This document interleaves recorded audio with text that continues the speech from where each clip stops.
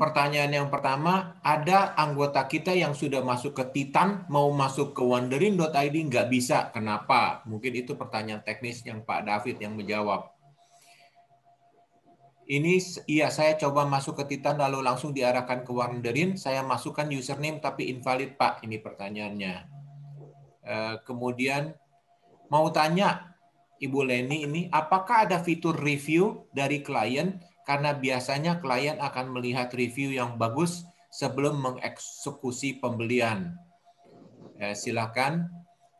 Satu lagi Pak Jamie, bagaimana cara mempromosikannya? Bagaimana? Ini dari Pak Frankie Doi. Silakan 3 pertanyaan itu, mungkin 1 untuk Pak David, 2 untuk Pak Jamie.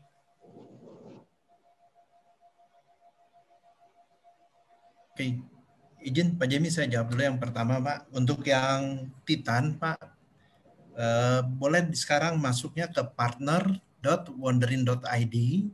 Untuk password dan untuk username dan passwordnya tidak berubah, ya, tetap bisa dipakai seperti itu Pak. Ya, tapi nanti akan saya coba lihat Pak. Harusnya itu langsung ke redirect ke kami punya website yang baru. Oke, baik. Cukup Pak David ya. Ya. Scarlett itu pertanyaan Bu Scarlett sudah terjawab ya. Berikutnya pertanyaan kedua. Izin Pak Yongki, bisa diulang Pak Yongki? Ya, pertanyaannya, apakah ada fitur review dari klien?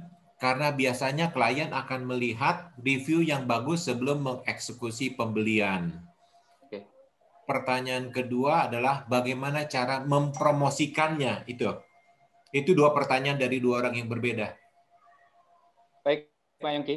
Yang pertama review, Pak. Ini features kita akan kembangkan ke sana, Pak. Jadi setiap paket yang dibeli itu, gitu ya, itu nanti bisa di-review. Sebenarnya kan review ini kan gini, Pak. Review ini bukannya dari travelers-nya kan, gitu ya. Karena kan ini nanti berhubungan dengan si OTA atau travel agent-nya. Kan gitu. Karena ini B2B, Pak. Kan gitu, bukan B2C seperti itu ya. Nah, makanya nanti yang membeli review bisa jadi memang si B-nya itu partnernya gitu ya. Tapi nanti coba kita kenali dulu Pak, kita pelajari seperti apa kita membeli review. Kita akan kembangkan. Yang saat ini dalam waktu dekat kita akan berikan reward point Pak. Jadi features reward point gitu ya. Jadi apa namanya loyalty program gitu ya, seperti itu ya. Nah itu yang kita akan tambahkan Pak. Jadi bertahap Pak, terus terang kita bertahap, mana yang memang menjadi apa yang utama coba kita deliver dulu, nanti untuk additional features-nya kita tambahkan Pak. Mungkin itu Pak jawabannya. Kedua marketing ya Pak. Ya, marketing. Sebenarnya kita secara sampai sekarang kita digital marketingnya jalan Pak. Jadi digital marketing untuk bagaimana kita memperkenalkan Wonderin gitu ya, itu kita jalan.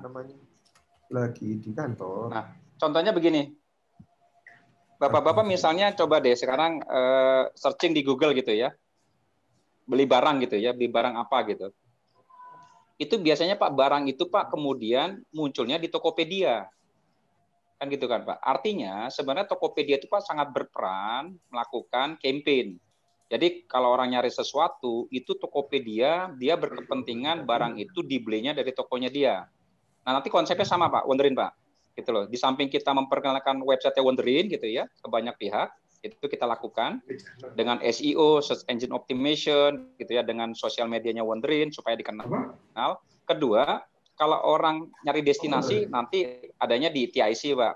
Kemudian kalau orang nyari produk, Pak, nah kita harapkan produk itu juga nanti related dengan Wonderin ya, Pak. Jadi cara-cara seperti itu Pak yang kita jalankan. Baik. Baik, terima kasih Pak Jamie. Berikutnya ini kelihatannya orang-orang peserta kita eager sekali dengan Wonderin ini karena sesuatu yang canggih, sesuatu yang memberikan harapan untuk bisnis kita. Ada pertanyaan berikutnya adalah dari Pak Wayan Subrata dari Bali ini. Bagaimana proses transaksi payment-nya? Kemudian ada satu lagi dari Pak Frankie. Cara untuk encourage customer untuk masuk ke wonderin.id. Silakan mungkin Pak Jamie atau Pak David yang menjawab. Ya. Oke Pak, pembayaran ya Pak. Kita harus melihat posisinya pembayaran dari buyer Pak ya, dari travel agent katakan seperti itu Pak ya. Jadi kalau misalnya pembeliannya dari travel agent gitu ya, itu ada beberapa cara Pak. Cara pertama adalah deposit. Nanti kita berikan virtual account, Bapak nanti uangnya kita taruh di situ. Seperti itu. Itu caranya yang paling umum Pak. Gitu ya. Nanti kalau ada transaksi maka kita di dalam.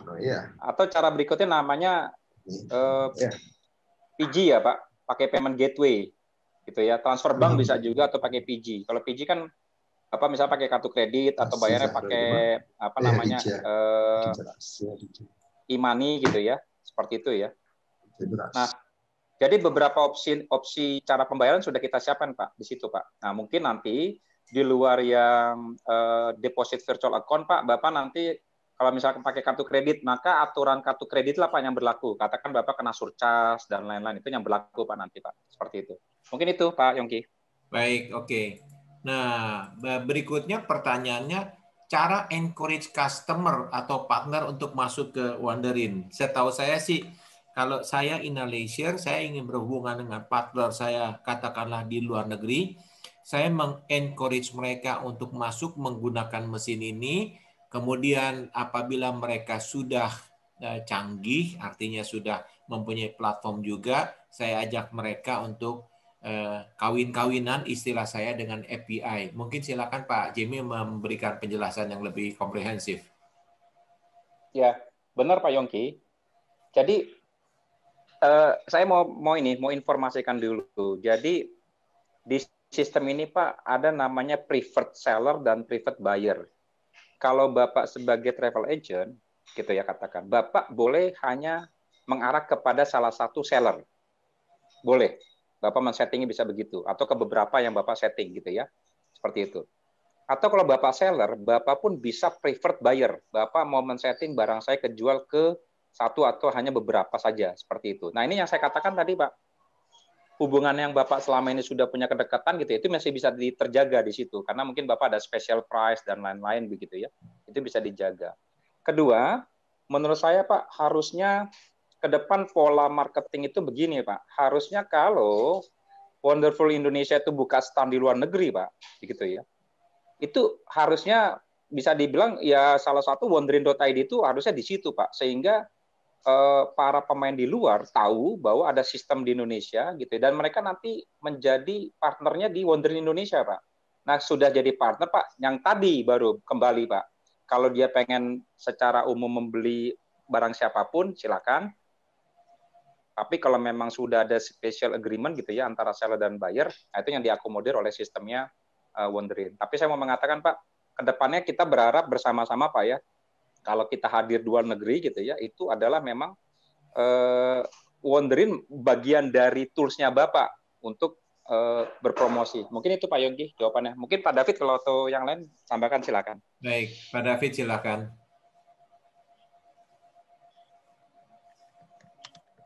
Ya, betul Pak Yongki yang dibicarakan diinformasikan oleh Pak Jamie Pak. Jadi nanti bisa melalui juga payment gateway Pak. Rasanya cukup sih Pak dari saya Pak Yongki, Bapak Ibu sekalian. Ya, baik. Terima kasih Pak David, Pak Jamie. Ini ada lagi pertanyaan yang sama. Mungkin Pak Puswadi tidak mengikuti sejak awal. Kerjasama antara Wonderin dan tour operator seperti apa? Ambil fee atau bagaimana? Pada dasarnya kerjasama antara Wonderin kerjasama antara iIntoa dengan Wonderin adalah kesepahaman. Tour operator yang bernaung di bawah iIntoa bisa bergabung masuk ke dalam ITDP, ke dalam Wonderin. Kemudian untuk masuk ke dalam Wonderin itu harus ada endorsement dari iIntoa. Apakah ada fee? Tidak. Tadi sudah dijelaskan oleh Pak Jamie, sudah tidak ada fee karena memang ini adalah dijalankan oleh BUMN. Atau bagaimana prosesnya ya registrasi? Silakan mungkin mau ditambahkan dari Pak David atau Pak Jamie. Cukup saya rasa Pak Yongki. Cukup ya? Konsepnya memang itu Pak. Iya, saya pikir sama Pak. Oke. Seperti itu. Baik, sementara yang listing belum ada pertanyaan yang lain lagi. Oh, Pak Franky itu jadi satu. Oke, silakan Pak Franky. Ada 3 pertanyaan katanya, baru 2 yang saya sampaikan. Silakan Pak Franky sampaikan yang ketiga. Pak Franky silakan. Sudah Pak, sudah terjawab Pak. Oh, sudah terjawab juga ya? Ya, tadi saya ketik belakangan soalnya. Oke. Baik, makasih Pak Franky. Bapak Ibu, teman-teman semua, mungkin dari Pak Ardana atau siapa ingin menyampaikan pertanyaan langsung karena yang listing di chatroom sudah selesai saya bacakan. Selamat sore Pak. Ya, Saya Pak Sebastian. Terima kasih. Saya melihat mengikuti penjelasan. Kayaknya saya juga sudah pernah memasukkan produk. Tapi kalau dari penjelasan ini terlihat bahwa ini masih menggunakan pola lama, di mana ada bagian-bagian yang dilakukan secara manual oleh manusia. Padahal pada saat ini semua orang, semua konsumen berusaha menghindari peran perantara. Harapan saya, sistem ini menjalankan proses itu, bukan menjalankan proses yang lama yang dikatakan akan digital. Terima kasih, Pak. Baik. Terima kasih. Mungkin bagian-bagian dari operator masuk ke Wonderin itu masih manual, tetapi Wonderin pindah ke nanti mungkin Traveloka, nanti mungkin Blibli, sudah mesin dengan mesin. Mungkin saya salah, tolong Pak Jamie untuk menjelaskan lebih rinci lagi, Pak. Ya, mungkin saya juga butuh penjelasan. Karena tadi saya baca masalah perantara gitu ya, masih pola lama gitu ya, terus transaksi masih manual. Mungkin bisa di ini Pak Sebastian bisa lebih didetailkan Pak contohnya. Iya, begini Pak. Terima kasih Pak. Jadi saat ini semua konsumen itu mau melakukannya semuanya sendiri. Dia lakukan jalan-jalan, dia pergi ke misalnya ke Klook atau semacamnya. Memang kalau dari penjelasan tadi mengatakan bahwa ini peran perantara, yaitu kami Biro Perjalanan ini lebih diperhatikan dalam format ini, pola bisnis ini, yaitu B2B. Tetapi seperti pertanyaan Pak Franky tadi, bagaimana orang didorong untuk menggunakan fasilitas ini, padahal dia tidak tahu. Nah, ini ada kaitan eratnya dengan nama yang ditanyakan oleh Pak Paul tadi. Wonderin itu siapa yang tahu Wonderin? Kenapa bukan Indonesia? Jadi ujung-ujungnya itu bagaimana sistem ini bisa memudahkan konsumen membeli produk kami Biro Perjalanan Wisata. Jadi sistemnya jangan dibuat ruwet kepada konsumen, tetapi memudahkan konsumen menemukan produk kita di pasar. Sehingga harapan saya, peran misalnya konsorsium orang untuk memilih segala macam itu menjadi ditiadakan sama sekali, tapi semua dijalankan oleh mesin, oleh sistem. Saya rasa begitu, Pak. Ya, mungkin saya coba nangkap ya Pak Sebastian ya. Iya, Pak. Kalau di dalam artian konsumen itu adalah travelers-nya, Pak, memang posisi Wonderin tidak B2C seperti itu. Gitu. Kita B2B, yang menjadi partner buyer kita adalah justru OTA, travel agent gitu ya, itu menjadi partnernya kita. Justru nanti dari OTA dan travel agent itulah yang berhadapan dengan travelers-nya, seperti itu. Jadi memang tidak di situ posisinya, Pak. Kedua, kalau kita ingin mendorong, misalnya orang cuma menggunakan aplikasi kayak Klook gitu, kayak apa gitu ya, di belakangnya pun ada proses yang seperti ini. Bahkan bisa dibilang mereka pastinya mereka lebih eksklusif harusnya tuh Pak, gitu ya, lebih eksklusif. Itu yang terjadi sekarang Pak. Kalau Bapak lihat bagaimana sekarang ada beberapa 1-2 player Pak yang sangat dominan gitu kan. Sehingga ketika dia sudah menguasai volume kepada sebuah supplier tertentu, maka dia akan memiliki bargaining position lebih kuat. Sebenarnya sistem ini justru tujuannya adalah biar ada equal playing field Pak. Sebenarnya bagi pemain gitu ya. Jadi pemain-pemain yang begitu banyak itu dengan ada platform ini menjadi punya daya saing yang imbang, katakan begitu. Tinggal nanti bagaimana membuat layanan lebih menarik, lebih berkualitas dan lain-lain. Tapi mungkin ini jawaban saya nggak langsung menjawab Pak Sebastian, karena saya terus terang belum terlalu memahami Pak, bagaimana kita menghilangkan sama sekali proses manual. Nah, yang manual yang mana mungkin memang katakanlah ya ada yang sifatnya terlalu clerical gitu ya. Saya setuju nanti dengan masukan dari Bapak-bapak bisa kita improve sistemnya gitu ya. Tetapi sejauh mana hal-hal manual itu memang masih diperlukan atau memang tidak terhindari gitu ya. Mungkin itu sih Pak Sebastian sementara Pak. Makasih Pak. Terima kasih Pak. Boleh saya tambahkan lagi. Jadi persoalan utama dari Biro Perjalanan Wisata atau tour operator, saya tidak menyebut travel agent, adalah bagaimana kami ditemukan oleh konsumen di rimba raya internet ini. Itu persoalan paling utama. Jadi orang tidak tahu Anda di mana, produk mana, tapi orang tahunya pergi ke Indonesia. Nah, harapan kami, sistem ini membantu kami ditemukan oleh pasar. Betul, kita misalnya di tour operator melakukan cara lama mengikut bursa pariwisata dan segala macam. Tapi itu kan untuk modal-modal besar. Tetapi sekarang dengan adanya perkembangan teknologi, semua orang diberi kesempatan untuk ditemukan oleh konsumen akhir. Dan disitulah kelemahan Biro Perjalanan di Indonesia. Karena internet itu kan rimba raya, Pak. Jadi misalnya, saya terus terang, saya juga supply produk ke TripAdvisor. Jadi saya terbantu karena semua proses pemasaran kepada konsumen akhir itu dilakukan oleh pihak mereka, bukan saya yang lakukan. Saya cuma menyiapkan produk, selanjutnya mereka memasarkan produk ini ke seluruh dunia, sehingga memudahkan saya ditemukan oleh konsumen akhir. Itu pandangan dari saya, Pak.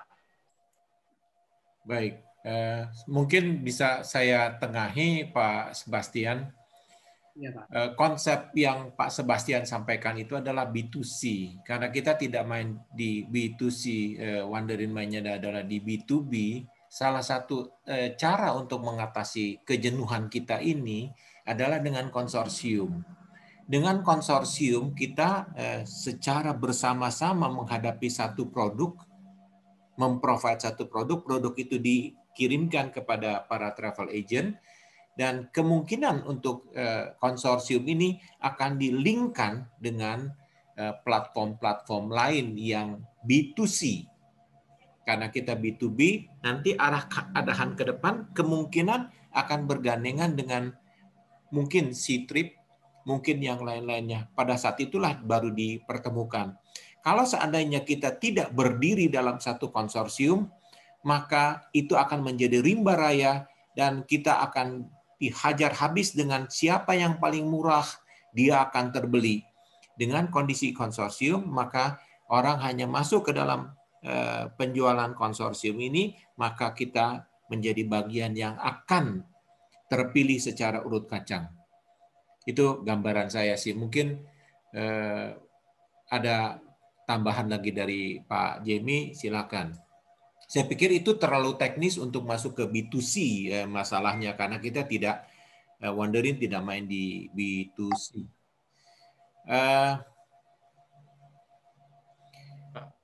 Ada pertanyaan dari Mas Aji, konsorsium ini sementara untuk domestik ya. Seperti yang kita bicarakan, yang kita latih bersama adalah sementara adalah konsorsium. Tetapi apabila keadaan border kita sudah terbuka, mesin sama saja, mau digunakan untuk domestik atau mau digunakan untuk inbound, sama saja. Tinggal bagaimana kita internal menata diri kita, apakah kita akan menjualnya untuk domestik atau kita menjualnya untuk inbound.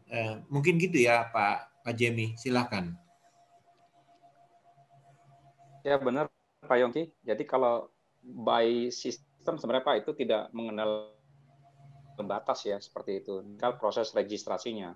Apakah kita mengaccept gitu ya sebuah konsorsium kan gitu ya Pak. Nah, tinggal nanti kita lihat momennya dan situasinya apakah konsorsium di luar Indonesia memang sudah mulai kita perbolehkan, katakan begitu ya Pak. Nah, nanti juga saya pikir sih ada bagusnya juga. Jangan-jangan konsorsium ini adalah pastinya antara domestic player dengan international player kan gitu ya Pak. Idealnya begitu harusnya Pak gitu ya. Jadi bukannya mereka international player harusnya menguasai Wonderin ya, harusnya nggak begitu. Nah ini nanti yang harusnya by regulasi teman-teman industri, asosiasi yang memberi masukan, Pak. Mungkin itu Pak Yongki. Ya, baik, terima kasih. Cukup jelas Pak Mas Haji ya.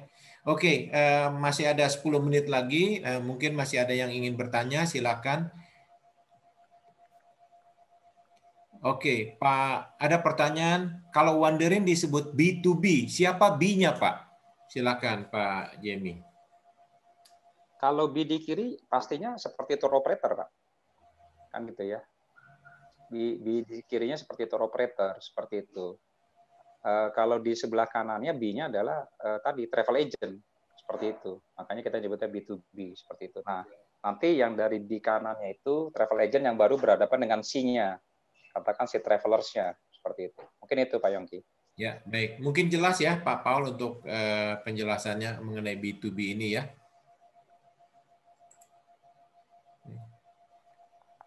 Mungkin ada lagi pertanyaan yang lain, mungkin ada Bu Yana yang ingin bertanya, Mas Riki mungkin. Maaf Pak Yongki. Ya, Pak Paul silakan. Saya memang maaf Pak Jimmy sama Pak David.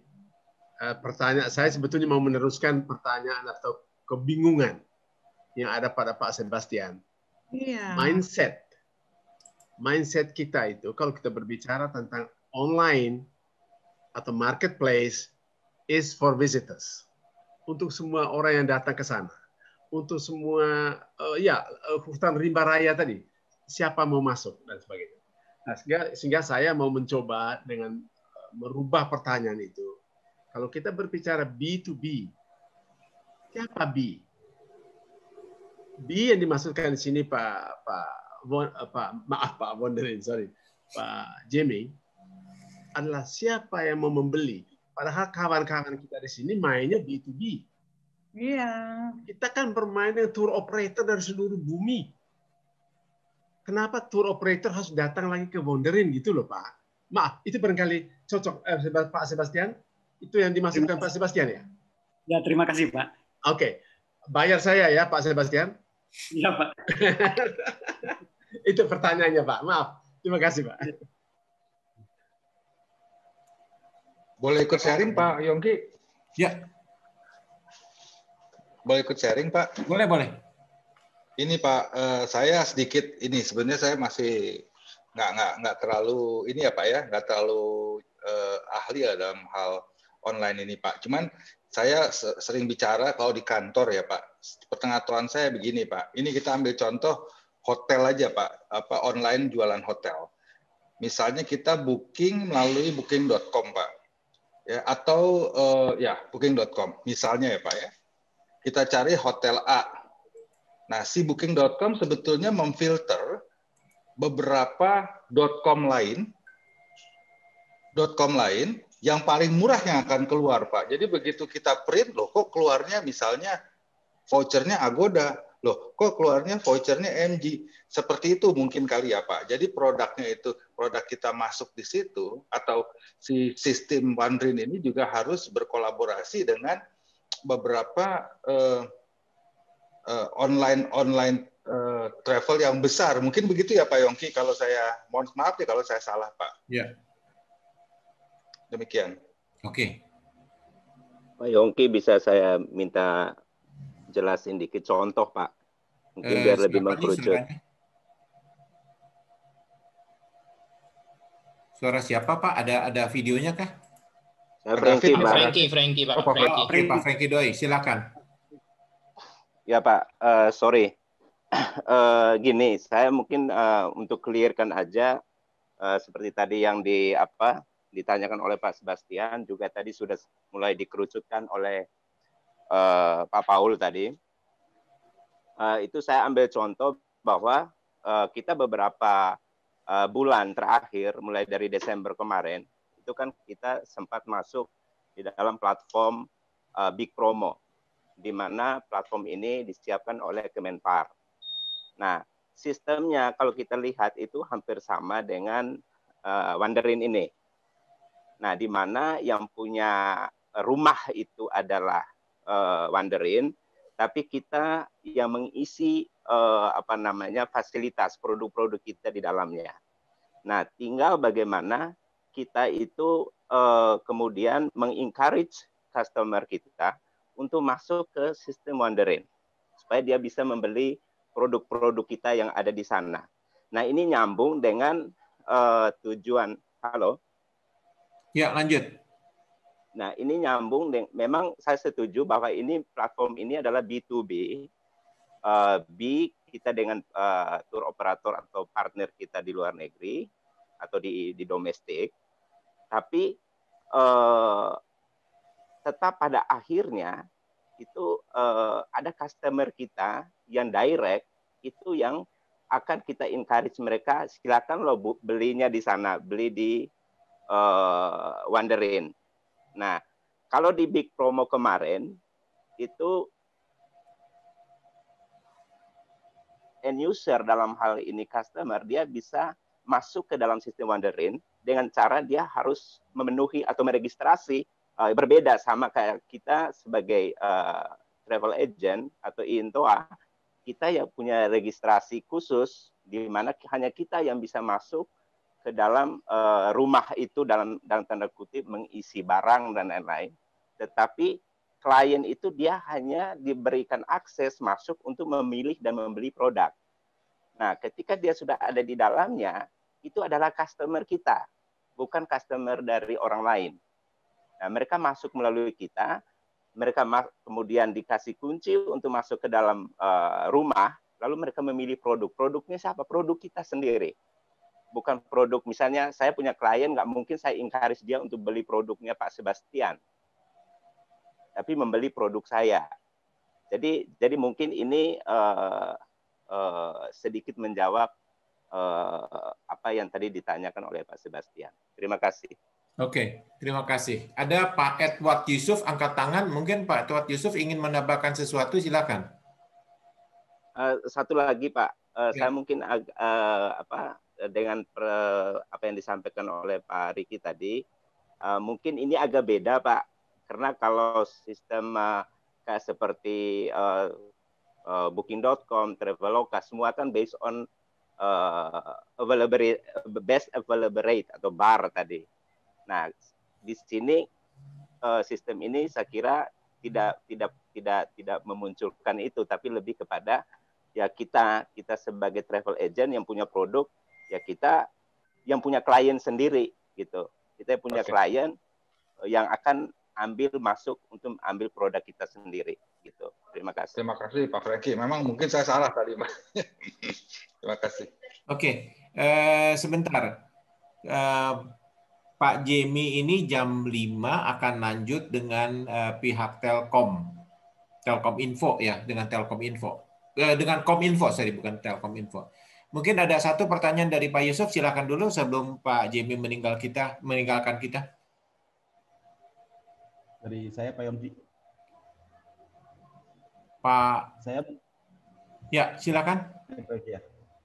Ya, saya mungkin mau membantu menjelaskan sedikit ya Pak. Jadi konsepnya itu seperti apa. Jadi sebetulnya yang tadi dibahas input itu emang manual di awalnya karena Bapak belum mempunyai sistem yang bisa melakukan digitalisasi. Tapi pada saat masuk ke Wonderin ini mengkonvert menjadi data digital.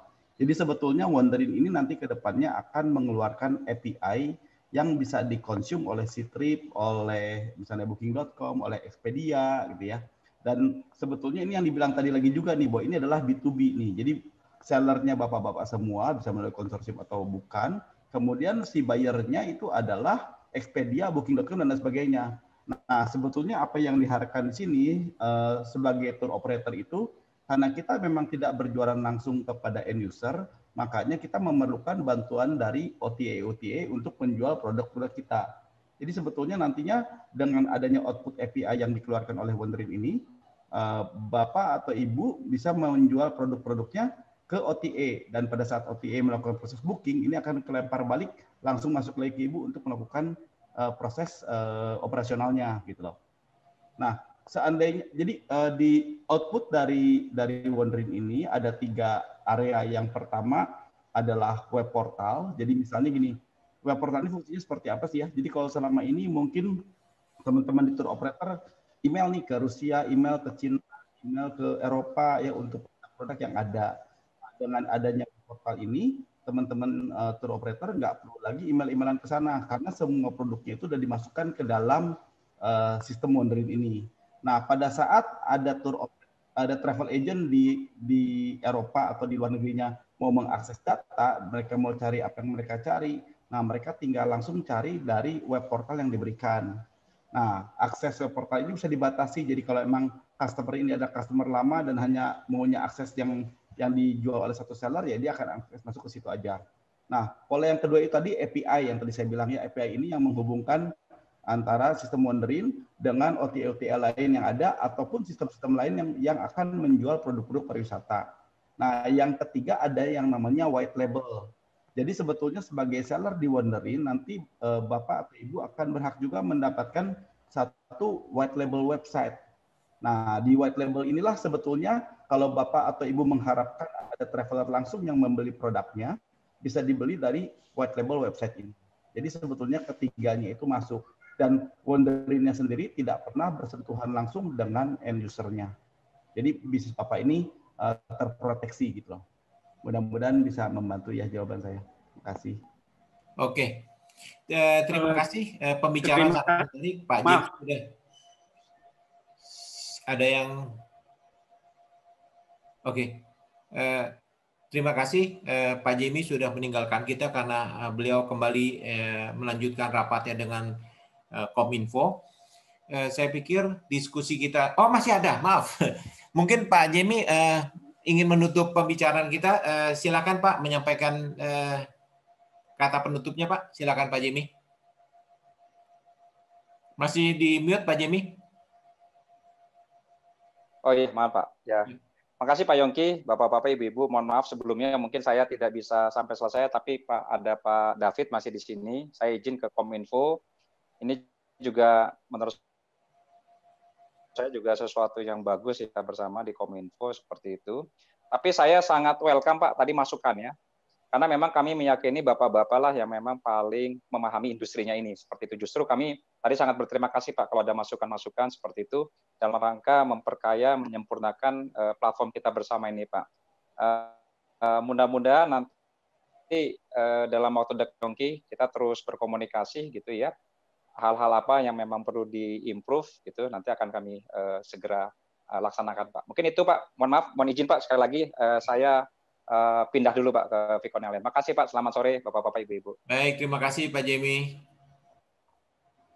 Oke, makasih Pak Jimmy. Baik, terima kasih Bapak Ibu, teman-teman semua. Saya pikir penjelasan dari Pak Edu tadi adalah pembuat mesinnya Wonderin ini sudah cukup jelas bahwa memang di ujung sana adalah kita memiliki satu white label website. Maksudnya white label website itu saya akan mempunyai satu website pakai nama Inaleisure, pakai nama perusahaan saya, bukan pakai nama Wonderin.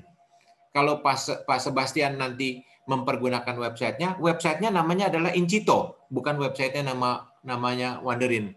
Gitu kira-kira yang diistilahkan Pak Edward tadi untuk white labelnya. Saya pikir pembicaraan kita sangat menarik, sangat dalam. Apabila diperlukan kita berbicara mengenai teknis, reservasi, dan lain-lain sebagainya, kita tidak lagi membicarakan produk, kita tidak lagi membicarakan apa itu Wonderin, tapi nanti kita berbicara langsung bagaimana reservasinya, bagaimana mengisi bookingannya, bagaimana ada klien masuk, bagaimana pembagian konsorsiumnya, maka kita akan jadwalkan pertemuan yang di luar online seminar hari Jumat. Jadi kita akan berbicara teknis, bagaimana bergabung dengan Wonderin, proses pembukuannya, mengisi datanya, bagaimana terjadi transaksinya, bagaimana payment gateway-nya, dan sebagainya. Saya pikir Pak Ketua, Pak Paul, nanti kita jadwalkan waktu yang lain. Kita akan kerjasama dengan Wonderin untuk memberikan yang terbaik untuk teman-teman, terutama anggota IINTOA, dan juga teman-teman dari Asita 71. Saya pikir kalau tidak ada pertanyaan yang lain, kita akan menutup pertemuan kita sore ini. Pak Paul, silakan. Masih mute, Pak Paul?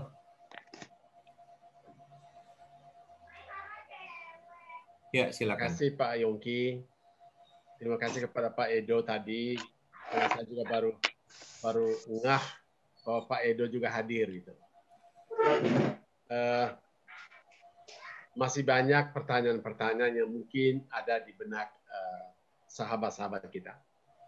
Tapi seperti Pak Yongki tadi mengatakan, nanti kita butuh waktu lain supaya kita lebih mempertajam penjelasan bagi teman-teman yang masih dalam tanda kutip masih ragu-ragu karena ketidaktahuan, ketidakmengertian kita. Bagi saudara-saudara saya, sahabat-sahabat saya yang lebih paham tentang IT ini, itu bisa mudah.